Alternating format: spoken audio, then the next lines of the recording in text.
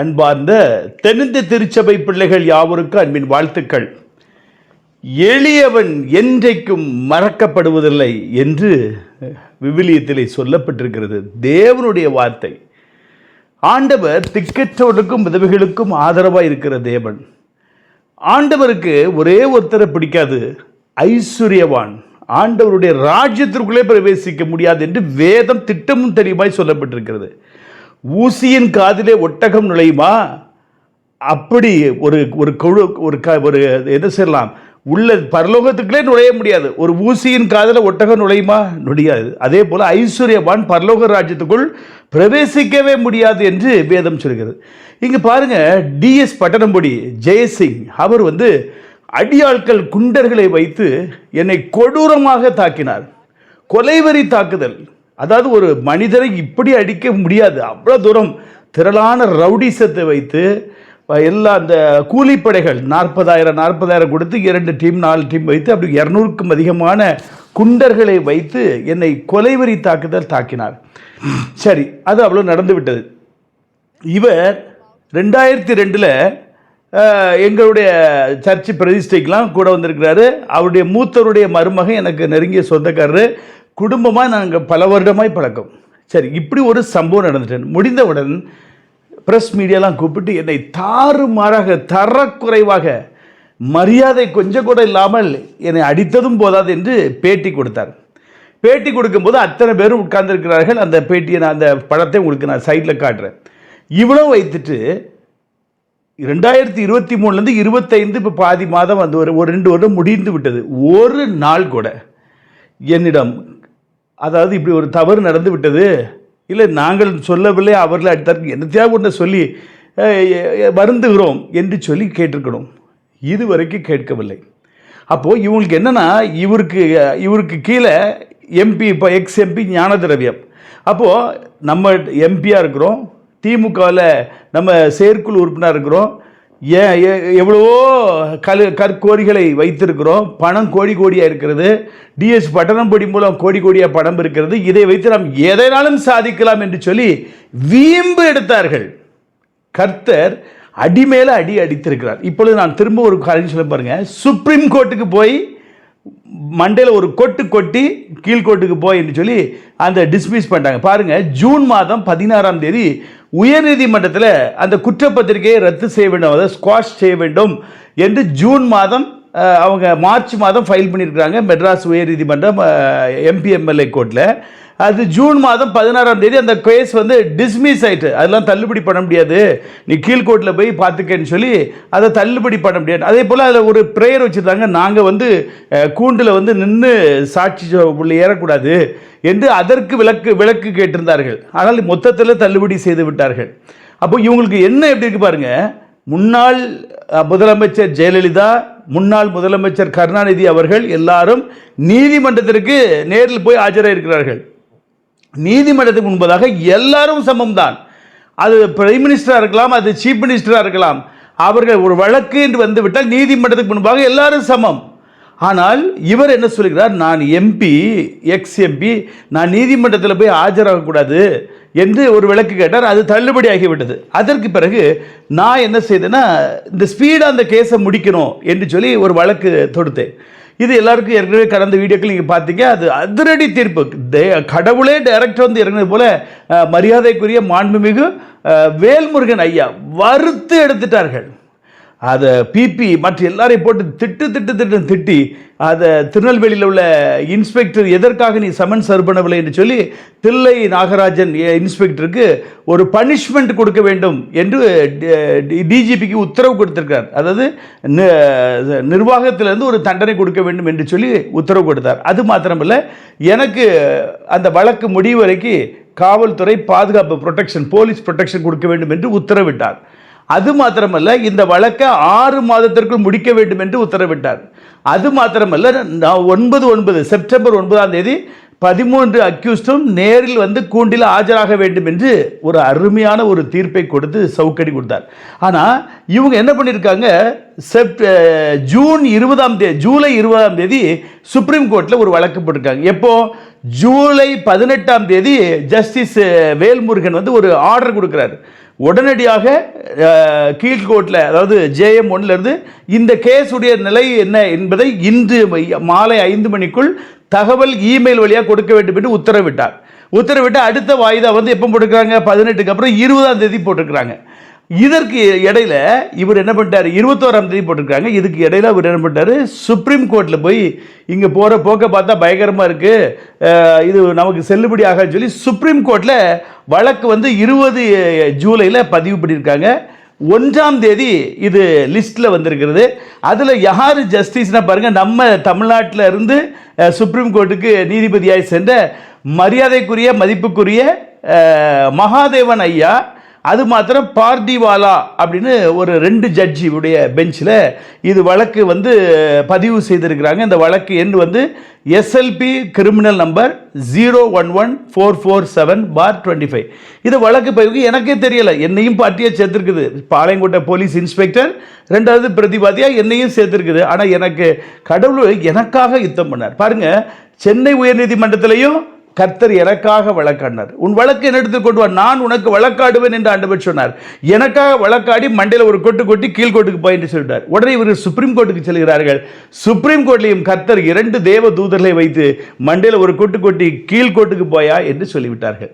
என் அன்பு தேவனுடைய பிள்ளைகளே, பணம் பாதாள வரைக்கும் பழமொழி சொல்லுவாங்க, ஆனால் அது செல்லாதுங்க. நீங்கள் என்னதான் பைபிளை தூக்கி நெஞ்சில் தூக்கி சாத்திட்டு ஒரே மைக்கு பிடிச்சி உம்மண்டை கர்த்தாவேன்னு சொல்லி பாட்டு பாடினாலும் பிரசங்கம் பண்ணினாலும் உள்ளம் சுத்தமில்லை என்றால் தேவன் உங்கள் ஜெபத்திற்கு அருவருக்கிறார், உங்கள் பாடல்களை அருவருக்கிறார்.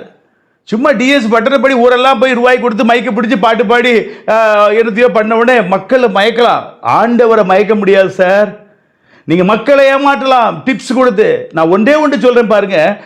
ரசலம் ஐயா அவங்க பழைய மாடரேட்டர், அவர்களும் யார் இவர் பட்டணம் படிக்கிட்டு சிலுவை வாங்கியிருக்கிறாங்க. ஏங்க, ஒரு குருவானவர், ஒரு பேராயர், ஒரு பிரதம பேராயர் ஒரு ஒரு லே பீப்புள்கிட்ட சிலுவை போட்டு ஆசீர்வாதம் வாங்குறது நான் புதுசாக பார்க்குறேன். டிப்ஸுக்காக திருநெல்வேலியில் பார்த்தீங்கன்னா நிறைய ஐயர் போய் சிலுவை போட்டு வாங்கிட்டு ஒரு 10 கிலோ அரிசி, பேண்ட் ஷர்ட்டு, 5000 ரூபாய் கேஷ்ன்னு சொல்லி வாங்கிட்டு போகிறாங்க. கேவலமாக இல்லையாங்க? ஒரு சிஸ்டம் இருக்குதுங்க, ஒரு முறை இருக்கிறது. ஒரு குருவானவர் தேவனால் அபிஷேகம் பட்டப்பட்டு நீங்கள் ஒரு போதகராய் வந்த பிறகு ஒரு 2000 ரூபாய்க்காக, 5000 ரூபாய்க்காக, ஒரு பேண்ட் ஷர்ட்டுக்காக, ஒரு 10 கிலோ அரிசிக்காக ஒரு மனிதனிடம் போய் மண்டியிட்டு அவர்கிட்ட சிலுவை வாங்குவது எவ்வளவு ஒரு கீழ்த்தரமான ஈன செயல். அருவருப்பா இல்லையா? ஒரு நாள் நான் SSC கல்லூரிக்கு சென்றிருக்கும் பொழுது 10 குருவானவர்கள் மஃப்டியில் வந்திருக்கிறாங்க. வந்துட்டு என்னை பார்ப்பதற்கு யோசித்து ஐயா ஃபோட்டோ எடுத்து யூடியூப்பில் போட்டுருவாங்கன்னு சொல்லி பயந்தடிச்சு ஒழிஞ்சு போய் இருந்திருக்காங்க. என்னத்துக்காக? ஆளுக்கு 2000 ரூபா வாங்கிட்டு போயிருக்காங்க. 10 பேர், பேரை சொல்ல விரும்பலை, எல்லாரும் பேர் எனக்கு தெரியும். ஆளுக்கு 2000 ரூபா. யார்? டிஎஸ் பட்டணப்படி அவருடைய தம்பிகிட்ட போய் ஆளுக்கு 2000 ரூபா. அப்புறம் திருநெல்வேலியில் ஒரு பிரபலமான ஒரு பிரியாணி கடை, வைர மாளிகை, அங்கே கூட்டிகிட்டு போய் 45,000 ரூபா பில்லாங்க. 10 பேர் போயிருக்காங்க. இவர் சேர்ந்து ஒரு 10-12 பேர் இருப்பாங்க. 45,000 ரூபா பில்லா. ஒவ்வொருத்தரும் சீலா மீன் ஃப்ரை, மட்டன் சுக்கா, பிரியாணி என் பிள்ளைக்கு என் மனைவிக்கு என்று சொல்லி பொட்டனமாக வாங்கினாங்களாம். கேவலமாக இல்லையாங்க? இந்த வயிற்றுக்கு தான் வாழ்கிறீங்களா? கர்த்தருக்காக வாழலையா? அருவருப்பா இல்லையா? சே, ஈனத்தனமாக இருக்குங்க. இதற்கு என்ன பார்க்கக்கூடாதுன்னு சொல்லி ஒளிஞ்சு ஓடி மஃப்டியில் மாறு இடத்துல அங்கே காலத்தில் யாரையும் பார்த்தா ஐயர் மதிய தெரியல எச்சித்தரமாக ரூபாய்க்காக அப்படி அலையாதீங்க. இன்னோடு நிப்பாட்டுங்க. இனி போய் இதை டிஎஸ் பட்டன் பண்ணிட்டு போய் சிலுவை போட்டுக்கிட்டு 2000 ரூபா 5000 ரூபா பிச்சைக்காரத்தனமாக வாங்காதீங்க. அதை விட திருவோடி ஏந்திட்டு பேசாமல் போயிருங்க. குற்றால எங்கேயாவது கோயில்களில் போய் திருவோடை வச்சுக்கிட்டு பிச்சை எடுத்துகிட்டு போங்க. சம்பளம் தான் உங்களுக்கு 1 லட்சத்துக்கு மேலே கொடுக்கவே. ஸ்டார்டிங் சேலரியே உங்களுக்கு 45,000 கொடுக்கும். இது போக சீனியருக்குலாம் 1 லட்சம் ரூபா சம்பளம் கிடைக்குது. இதற்கு மேலே எதுக்கு? மனைவிக்கு வேலை பார்க்காதவங்களுக்கு அதுக்கு தனியாக இன்சென்ட் சம்பளம் கொடுக்குறோம். வேலை பார்க்குறவங்க ஒரு டீச்சராக இருந்தால் இன்றைக்கி 1 லட்சம் சம்பளம். கரண்ட் ஃப்ரீ, வீடு free, petrol free, bike free, office free, எல்லாமே ஃப்ரீ. அதற்கப்புறம் ஒரு பிச்சைக்காரத்தனமாக இப்படி ஒரு மனுஷங்கிட்ட போய் ஏன் கை ஏந்துறீங்க? கேவலமாக இல்லையா? இப்படிலாம் பண்ணி அந்த மனுஷன் கூட கர்த்தர் இல்லைங்க. அவருடைய கர்த்தர் இல்லை. அவர் நிம்மதியாக 3 வருஷம் டைசிஸை நடத்த முடிஞ்சிச்சா? நடத்த முடியல. இப்போ பாருங்க, கொள்ளைக்காரரோடு சேர்ந்து டைசிஸை கெடுப்பதற்கு யார்? பர்னபாஸ் பிஷப்பை டிஸ்மிஸ் பண்ணுவதற்காக கூட்டணி செய்திருக்கிறார். இதற்கு பெரிய தண்டனை காத்திருக்கிறது. பெரிய தண்டனை காத்திருக்கிறது, பெரிய தண்டனை காத்திருக்கிறது, பெரிய தண்டனை காத்திருக்கிறது.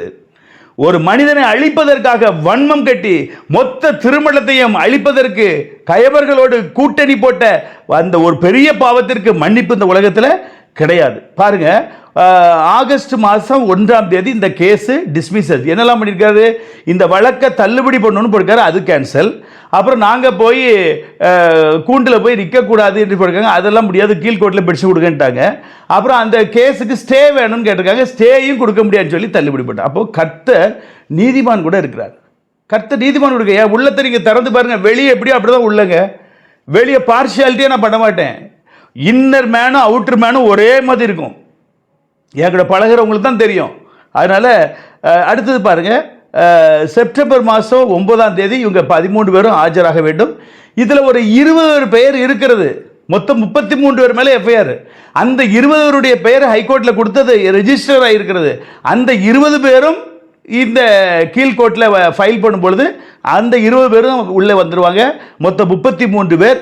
இதில் டிஎஸ் பட்டணம்பொடியுடைய பிஏ என்னை கடைசி வரைக்கும் கேட் வரைக்கும் ஒரு ரோஸ் கலர் ஷர்ட் போட்டு என்னை சுற்றி அடித்தது எல்லா ஸ்க்ரீன்ஷாட் எல்லாமே நாங்கள் எடுத்து வைத்திருக்கிறோம். அதே போல் A to A3 வந்து அருமையாக பேட்டி கொடுத்தாங்க, அந்த பேட்டிலாம் உங்களுக்கு காட்டுறேன். அதில் இவங்க தப்ப முடியாது. அது மாத்திரமல்ல,